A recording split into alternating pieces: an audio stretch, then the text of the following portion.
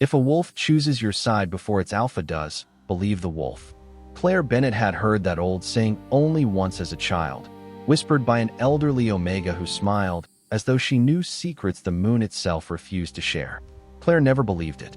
After all, wolves belonged to alphas, not forgotten girls like her. 3 years after her rejection ceremony, she had stopped believing in destiny altogether. The Frosthaven Palace became her refuge only because nowhere else wanted her. Hidden behind towering stone walls and endless libraries lined with ancient records, she copied royal archives from sunrise until the last lantern dimmed each evening. It was quiet work, invisible work, exactly what everyone expected from a rejected Omega whose scent had faded into something almost impossible for other wolves to notice. The palace servants rarely looked at her twice. The noble families pretended she didn't exist. Even the royal guards barely remembered her name. That suited Claire just fine. Invisible people couldn't be rejected again. Everyone in the Northern Territories spoke about Alpha King Ethan Blackwood with the same mixture of admiration and unease. He ruled with calm authority, settled disputes without raising his voice, and carried himself with the confidence of someone born to lead. Yet rumors followed him wherever he walked. Some claimed his wolf was unusually independent. Others insisted the great silver wolf disappeared during certain nights without anyone knowing where it went. Ethan always dismissed those stories with a polite smile and a simple explanation. Instincts. Nothing more. Claire had never met him directly. She had seen him only from distant balconies during royal ceremonies, dressed in black with silver embroidery catching the sunlight, while nobles lowered their heads in respect. To someone like Claire, the Alpha King belonged to another world entirely, one separated from hers by rank, duty, and fate itself. Her tiny room rested beneath the Eastern Library Tower, no larger than a guest chamber, but warm enough during the early autumn nights. A narrow bed sat beside a single window overlooking the pine forest beyond the palace. Walls. Books covered nearly every available surface because reading filled the silence better than memories ever could. That evening felt perfectly ordinary. Rain tapped softly against the glass while cool mountain air drifted through the cracked window. Claire finished copying the final page of an old treaty, stretched her tired shoulders, and smiled faintly as thunder rolled somewhere far beyond the hills. For the first time in weeks, she felt peaceful. She placed another log into the fireplace, changed into a comfortable sleeping gown, braided her light brown hair over one shoulder, and whispered goodnight to a world that rarely answered. Sleep came quickly. At first, she dreamed of walking through endless snow where no footprints followed her. Then warmth interrupted the dream. Not heat from the fireplace. Something softer, steadier, comforting enough that she instinctively leaned toward it without waking. Somewhere between dreams and dawn, she thought she heard slow breathing nearby, deep and calm like wind moving through ancient pines. She smiled unconsciously, convinced she was imagining it. Morning sunlight spilled across the floorboards. Claire blinked awake, confused by the unfamiliar weight resting gently against her side. Her heartbeat quickened. Someone was there. A broad arm seemed to circle her waist beneath the blanket, warm enough that for one impossible second she froze without daring to breathe. She turned her head. The room was empty. No stranger. No intruder. No man. Only an enormous silver wolf curled peacefully beside her bed, its thick tail wrapped across the blanket as though it had spent the entire night making certain she stayed warm. Claire's breath caught in her throat. The enormous silver wolf opened one pale gray eye, lifted its head, and looked at her with surprising calm instead of aggression. For several long seconds neither of them moved. Morning light poured through the narrow window, painting streaks of gold across the polished wooden floor, while tiny dust particles drifted lazily through the quiet room. The wolf blinked once, almost sleepily, then stretched with the unhurried confidence of an animal that believed it belonged. There. Claire slid backward until her shoulders touched the headboard. Every story she had ever heard insisted that an alpha's wolf was fiercely loyal, impossible to approach without permission, and dangerous to strangers. Yet this magnificent creature simply watched her with gentle curiosity before lowering its head onto the blanket again, as if waiting for her to finish waking up. A soft knock suddenly echoed through the hallway outside. The wolf's ears stood upright. Before Claire could answer, The animal leaped silently from the bed. It crossed the room with astonishing grace, paused beside the fireplace, and disappeared through the open window in one effortless motion. Claire hurried to the window just in time to catch a glimpse of Silver Fir vanishing into the towering pine trees below. She stared into the forest for nearly a minute before convincing herself she had not imagined any of it. The knock came again. This time it was louder. Claire opened the door to find one of the palace attendants holding a folded bundle of fresh linens. The older woman smiled politely. "Good morning, Miss Bennet. I hope you rested well." Claire hesitated before answering. "Did anyone happen to come through this hallway during the night?" The attendant frowned thoughtfully. "No one that I noticed." The guards reported a peaceful evening. Claire thanked her and accepted the linens without mentioning the wolf. Even to her own ears it sounded impossible. She spent the rest of the morning trying to focus on dusty royal ledgers, but every scratch of her pen reminded her of warm Silver Fir resting beside her. By noon the library buzzed with quiet conversation as clerks organized new shipments of records. Claire reached for another stack of documents when a familiar hush spread across the room. Everyone immediately stood.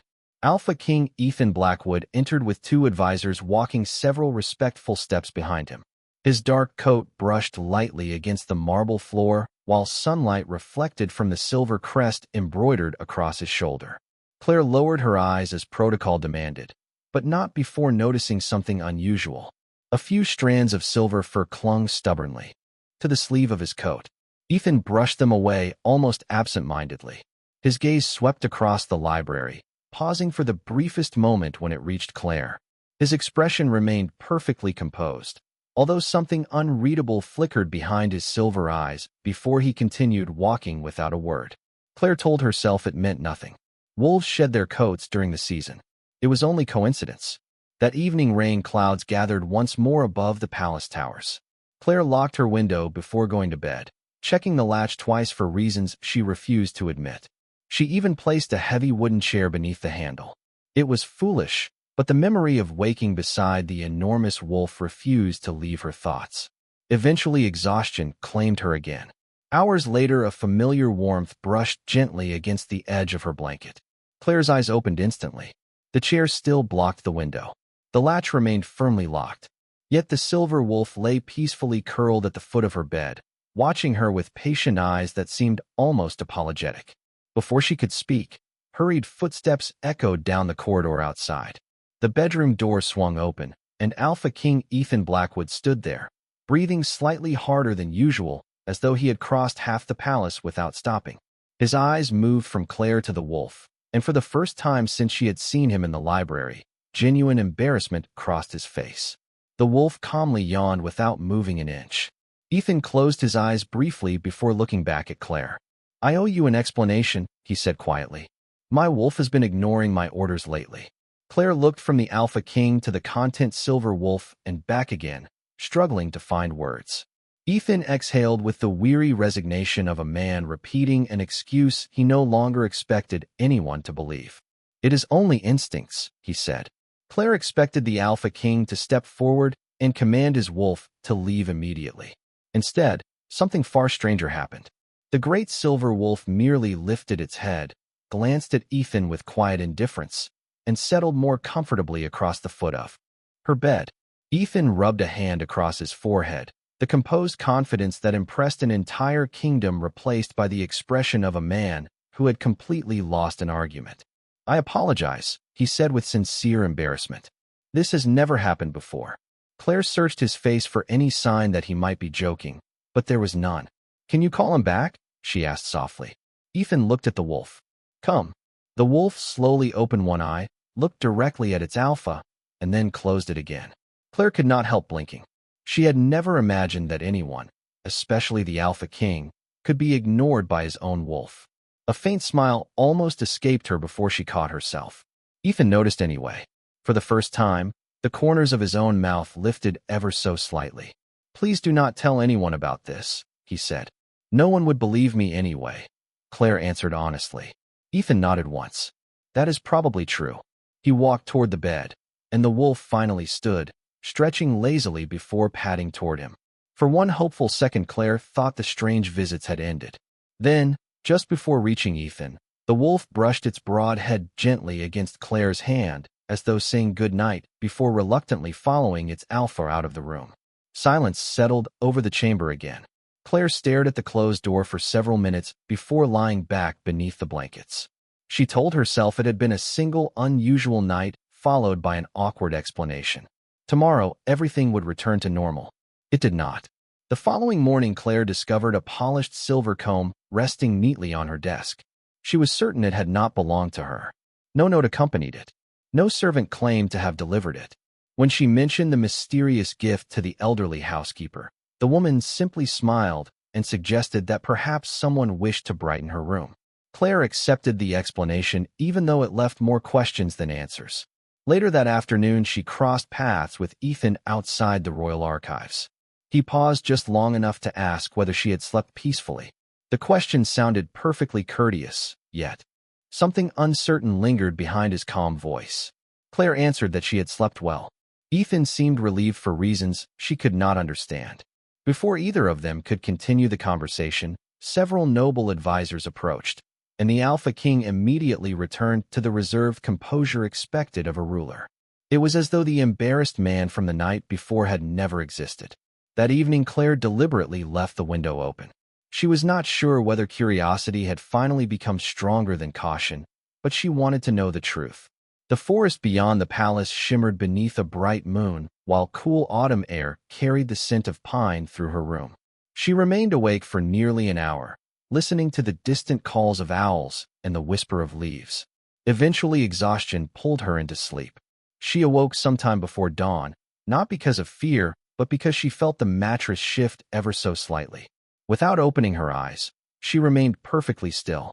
Gentle breathing filled the quiet room. A familiar warmth settled near her feet. After several moments, she slowly looked beneath the blanket. The silver wolf had returned exactly as before, curled peacefully beside the bed with its head resting on the edge of the mattress. Its eyes opened the instant she moved. Instead of startling, the wolf gave one slow wag of its tail before relaxing again. Claire sighed in quiet disbelief. "You really are impossible," she whispered. The wolf blinked as though accepting the observation. For reasons she could not explain, she no longer felt frightened. The palace outside remained silent while moonlight spilled across the wooden floor, and somewhere far above in the royal residence, Ethan Blackwood suddenly opened his own eyes, sat upright in bed, looked toward the eastern tower with growing realization, and quietly muttered to himself, "Not again." By the end of the week, Claire began measuring time in two different worlds. There was the daylight world where she quietly copied ancient records, organized shelves that reached nearly 30 feet toward painted ceilings, and exchanged little more than polite greetings with the palace staff. Then there was the nighttime world, where an enormous silver wolf somehow found its way into her room, no matter how carefully she locked the door or secured the window. The routine became strangely predictable. Shortly after midnight, she would awaken to the faint sound of claws against the wooden floor, followed by the comforting weight of the wolf settling near her bed. Sometimes it rested by the fireplace. Other nights it curled against the side of the mattress with its head lying peacefully across the blanket. It never frightened her. It never growled. It simply stayed until dawn painted the eastern sky with pale gold. Claire eventually stopped asking how it entered the room because every explanation seemed less believable than the mystery itself. During the day, Ethan Blackwood behaved as though nothing unusual connected them. Whenever official duties brought him into the royal library, he greeted every scholar with the same calm courtesy before continuing through the endless aisles of books. Yet Claire slowly noticed details no one else seemed to see. His eyes always drifted toward her desk for the briefest moment. If she looked tired, his expression softened almost imperceptibly before returning to its usual composure. Once, while reaching for a heavy collection of maps on a high shelf, Claire nearly lost her balance. Before the nearest servant could react, Ethan had already crossed half the room and steadied the stack with one hand. Their fingers never touched. He simply made certain the books were secure, offered a respectful nod, and continued walking as though the moment had never happened. Later that afternoon, Claire discovered another mysterious gift waiting beside her ink bottle. This time it was a delicate pressed wildflower preserved between two thin pieces of glass. No signature. No explanation. She smiled despite herself. Across the palace, however, quiet whispers had begun replacing ordinary conversation. Servants noticed unusual paw prints outside the eastern tower each morning, even after clear nights without rain. A pair of young guards claimed they had seen a large silver wolf crossing the courtyard before sunrise, although neither could explain how it had slipped past every patrol without raising alarm. Kitchen workers joked that the royal wolf must enjoy late evening walks. Stable hands insisted no ordinary wolf could move so silently. Every version of the story grew a little larger with each telling. Claire overheard fragments while shelving old scrolls. Someone said the royal wolf keeps visiting the servant's wing. Impossible. Then why are there paw prints every morning? Perhaps it is protecting someone. She lowered her eyes and continued working, pretending not to hear. That evening, Ethan requested a private audience with his oldest advisor, Lord Nathaniel Ashcroft. Claire happened to be organizing records in the adjoining archive and could not help overhearing a few quiet words through the partially opened door. "Has anyone noticed?" Ethan asked. "Only rumors, Your Majesty," Nathaniel replied. "Rumors have a habit of becoming stories." A long silence followed before Ethan spoke again, his voice carrying an unusual hint of frustration. "He refuses to listen." Nathaniel sounded almost amused. "You are speaking about your wolf as though he were another man." Ethan answered with complete seriousness. "Lately, he behaves like one." Claire quickly stepped away before the conversation continued, her heart racing with fresh questions. That night she decided to remain awake. A small lantern glowed softly beside her bed, while an unfinished novel rested open in her lap. The palace gradually fell silent until only the ticking of the old hallway clock remained. Midnight passed, then 1 o'clock. She was beginning to wonder whether the strange visits had finally ended when a gentle scratching sound came from the hallway instead of the window. Claire quietly approached the door and slowly turned the handle. The corridor beyond stood empty beneath flickering lanterns. She looked left. Nothing. She looked right. Still nothing. Then she lowered her eyes. The silver wolf sat patiently outside her room with perfect manners, its tail sweeping lightly across the stone floor as though politely waiting for permission to come inside. Claire looked down at the patient silver wolf sitting outside her door as though it had arrived for a perfectly ordinary evening visit. For a long moment, neither of them moved. The hallway lanterns cast warm circles of light across the polished stone floor, giving the wolf's thick silver coat an almost moonlit glow. It tilted its head slightly, waiting without making a sound. Claire found herself smiling before she even realized it. "You are asking permission," she whispered. The wolf gave one slow blink that somehow felt like an answer. Claire stepped aside. "Come in." The great animal entered with remarkable care, never brushing against the furniture despite its size. It crossed the room, circled once beside the fireplace, then settled onto the rug with a satisfied sigh. Claire laughed quietly to herself. The sound surprised her. She could not remember the last time she had laughed so naturally. As the days passed, the strange routine slowly became the happiest secret of her lonely life. Every evening, she found herself wondering whether the unexpected visitor would appear again. Sometimes she read aloud from old adventure novels while the wolf rested nearby with its eyes half closed, listening with quiet attention. Other nights, she simply sat beside the window while it watched the stars beyond the palace gardens. It never demanded anything from her. Its silent company somehow filled the empty spaces that rejection had left inside her heart. Meanwhile, Ethan Blackwood found his own nights becoming increasingly difficult.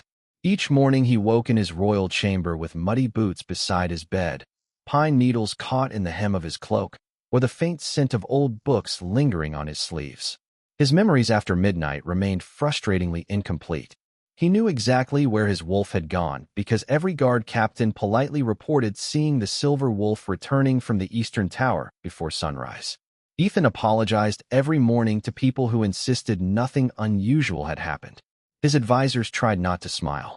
Lord Nathaniel eventually remarked, "Your Majesty, perhaps your wolf simply has excellent taste in company."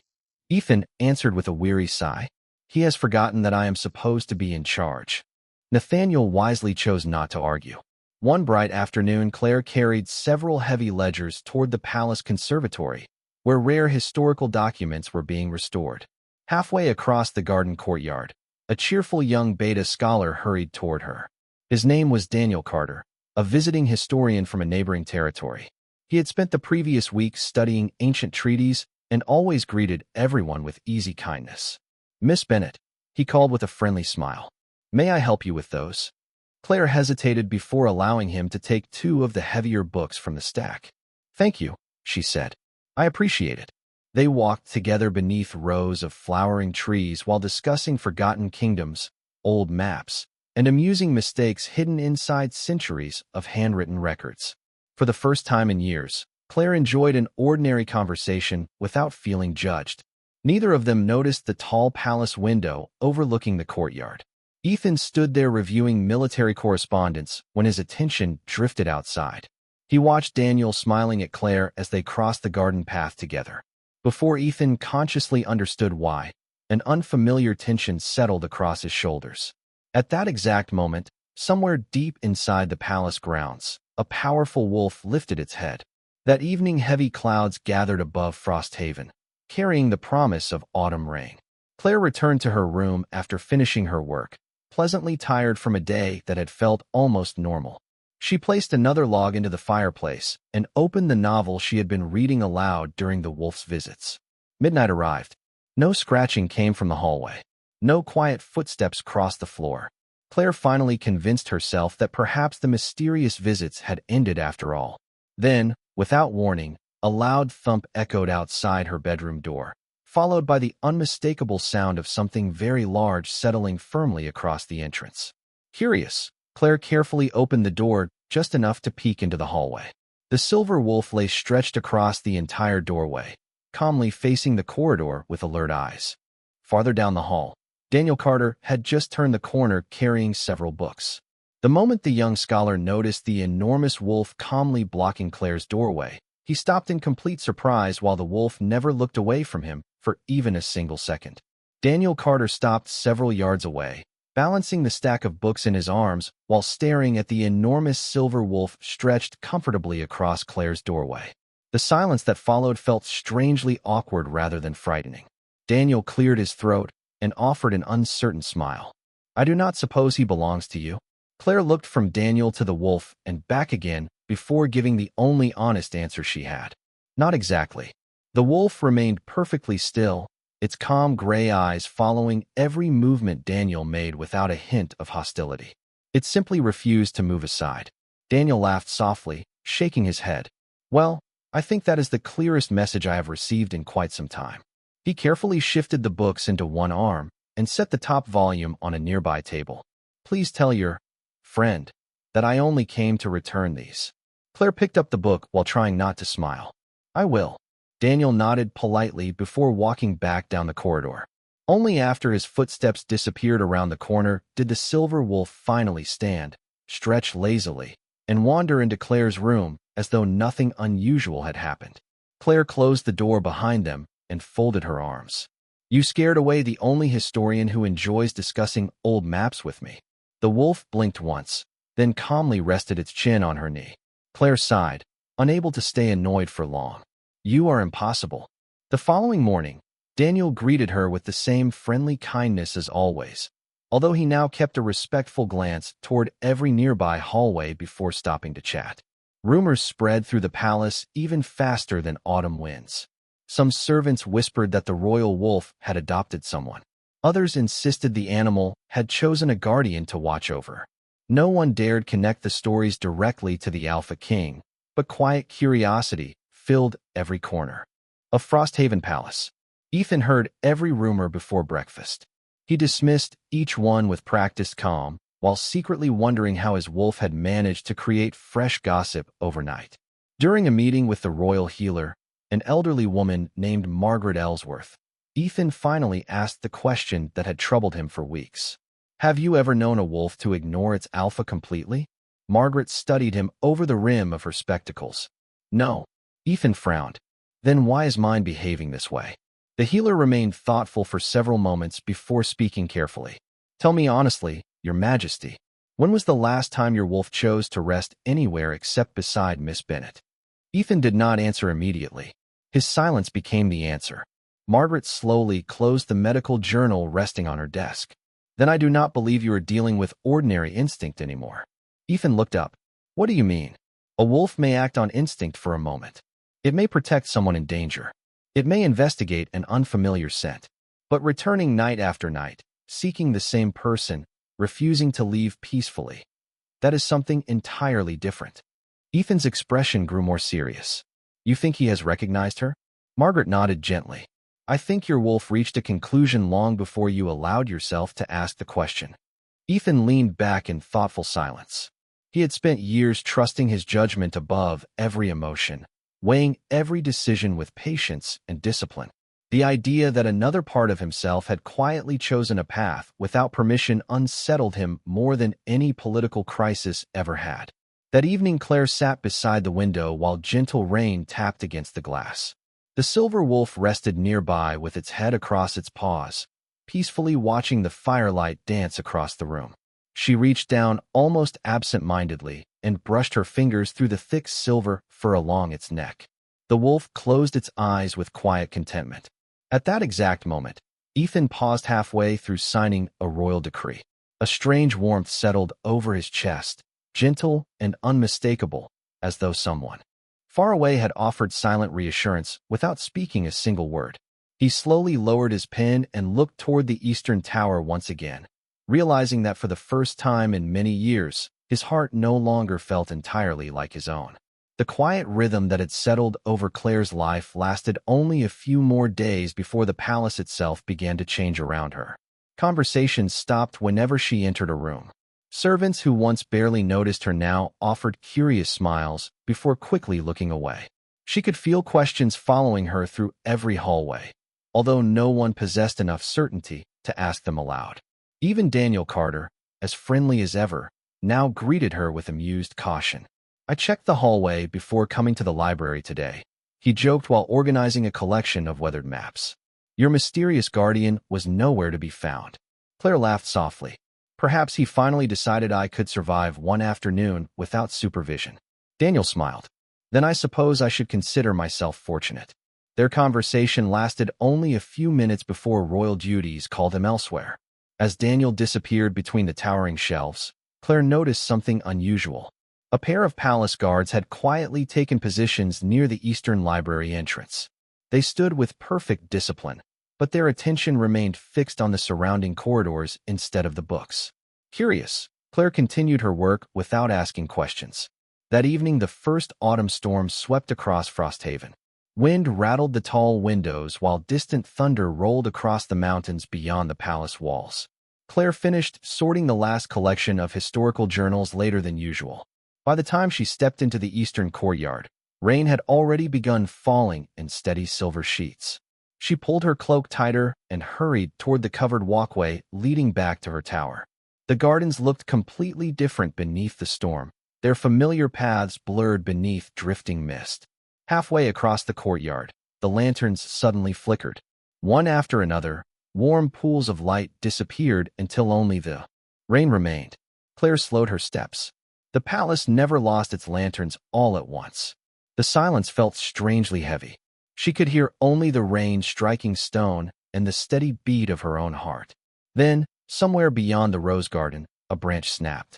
Claire turned instinctively toward the sound, but thick fog concealed everything beyond a few yards. Is someone there? She called. No answer came. Another sound followed, this time from the opposite side of the path. It was quiet enough that it might have been nothing more than the wind. Claire took another careful step. Suddenly, a familiar silver shape emerged from the mist. The great wolf crossed the courtyard with astonishing speed before stopping directly in front of her. Its ears stood high, every muscle alert as it stared into the darkness beyond the garden. Claire had never seen it behave this way before. It did not look frightened. It looked watchful. The wolf gently nudged her backward until she stood beneath the shelter of a stone archway. It never took its eyes off the fog.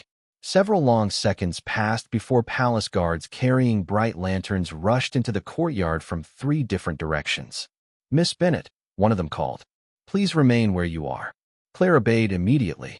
The captain approached with visible relief after spotting the silver wolf standing calmly beside her. We lost sight of someone moving through the gardens, he explained.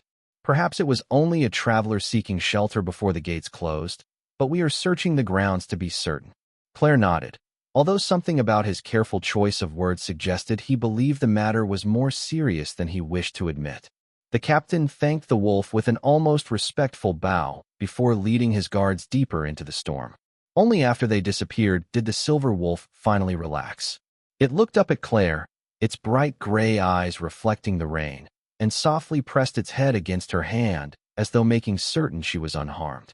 Far above the courtyard, Ethan Blackwood stood beside the highest palace window. He had felt the sudden surge of his wolf's attention before the guards reported anything unusual. Watching the silver figure remain faithfully beside Claire while rain poured across the ancient stones, Ethan realized something that no amount of reason could dismiss anymore. His wolf had not been wandering without purpose. It had been protecting someone with unwavering certainty from the very beginning. The morning after the storm, Frosthaven Palace felt unusually quiet. The guards who had searched the garden spoke little about what they had found, and whatever questions remained were quietly folded away beneath the endless routines of royal life. Claire returned to the Eastern Library before sunrise, determined to lose herself among shelves that had never judged her. Yet every time she reached for another weathered volume, she remembered the silver wolf standing between her and the darkness without a trace of hesitation. It had not acted like an animal following simple instinct. It had acted like someone making a promise. Across the palace, Ethan found himself reading the same report 3 times without absorbing a single word. His council noticed the distraction but wisely ignored it until Lord Nathaniel quietly dismissed the remaining advisors, leaving the Alpha King alone beside the long council table. "You have already made your decision," Nathaniel observed. Ethan looked up. "Have I? You simply have not admitted it to yourself." Ethan remained silent. Nathaniel smiled faintly before adding, "Some truths arrive through reason. Others arrive because the heart grows tired of waiting for the mind."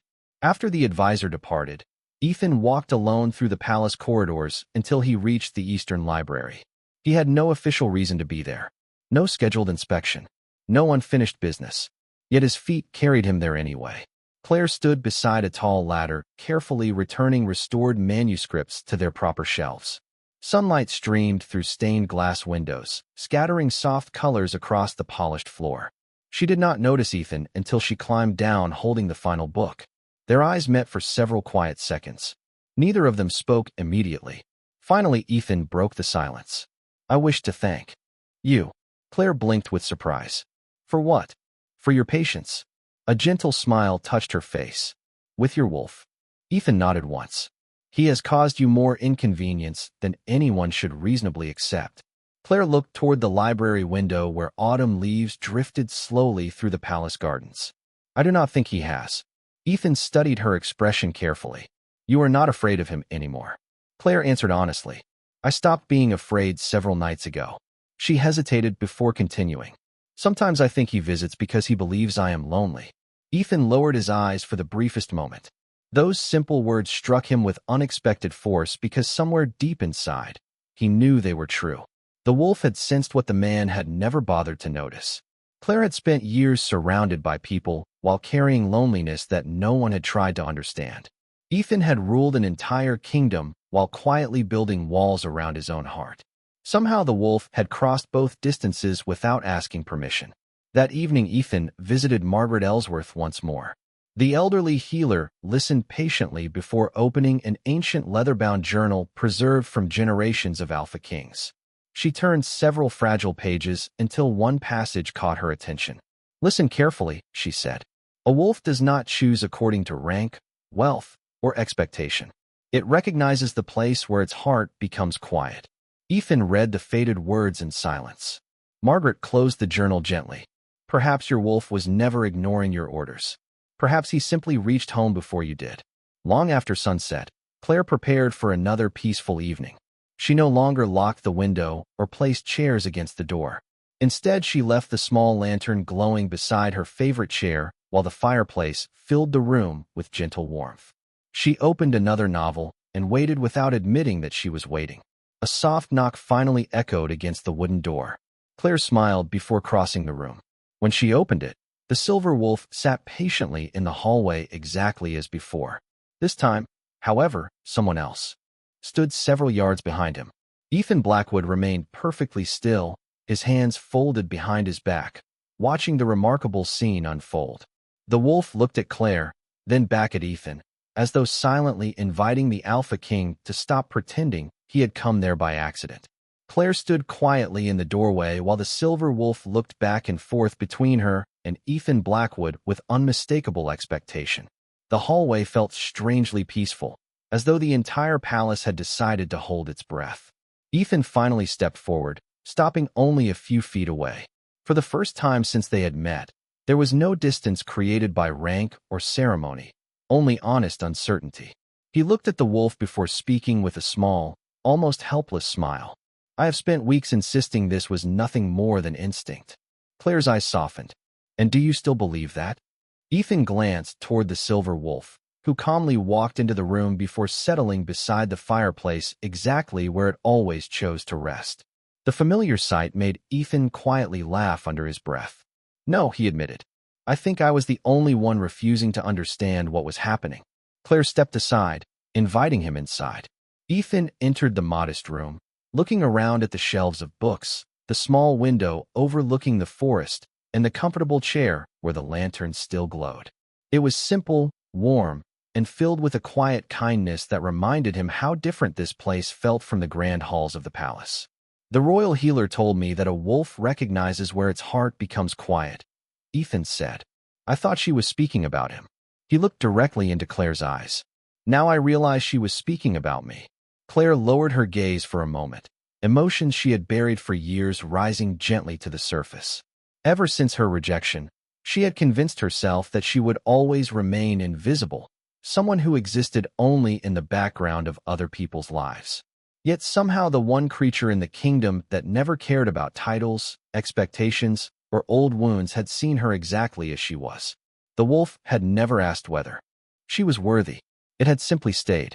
Ethan continued softly. You never asked for any of this. You accepted my endless apologies. You welcomed the one part of me that I could not even control. You showed kindness without expecting anything in return. Claire smiled through eyes that shimmered in the warm firelight. He never made me feel forgotten. Ethan nodded. Neither should I. The silver wolf quietly rose, crossed the room, and gently rested its head beneath Ethan's hand before walking to Claire's side. It looked up at both of them with calm satisfaction, as though the long journey it had begun weeks earlier had finally reached its destination. Ethan extended his hand toward Claire, not as a command from a king, but as a simple invitation from one heart to another. After only a brief moment, she placed her hand in his. A gentle warmth spread through the room, carrying with it a peaceful stillness unlike anything either of them had ever known. Outside, the clouds slowly drifted away, revealing a brilliant full moon above the pine forest. The palace bells echoed softly across Frosthaven as servants looked toward the clear night sky, sensing that something wonderful had quietly changed. In the days that followed, the whispers throughout the palace faded into smiles.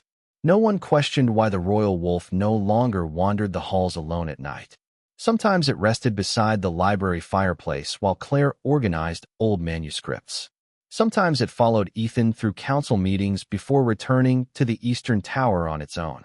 Daniel Carter joked that the kingdom possessed the most well-read wolf in history, and even Lord Nathaniel admitted that the palace had not felt so full of laughter in years. Claire eventually moved from the lonely tower room to brighter chambers overlooking the royal gardens, although she kept every one of her beloved books.